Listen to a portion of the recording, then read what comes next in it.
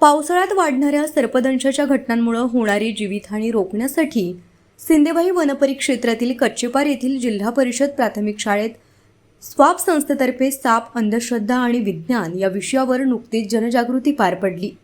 या कार्यक्रमात स्वाप संस्थेचे बचाव दल प्रमुख जीवेश सयाम यांनी विषारी व बिनविषारी सापांची ओळख पटवून देत प्राथमिक उपचारांची माहिती दिली।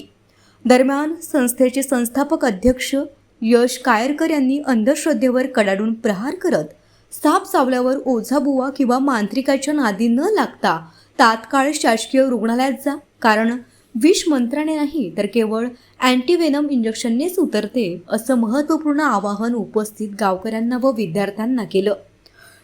यावेळी वन विभागाचे अधिकारी, कर्मचारी, स्वाप संस्थेचे सर्पमित्र व ग्रामस्थ मोठ्या संख्येने उपस्थित होते। पावसाळ्यात होणारी जीवितहानी टाळण्यासाठी संस्था अशा प्रकारे सातत्याने जनजागृती मोहीम राबवत आहे।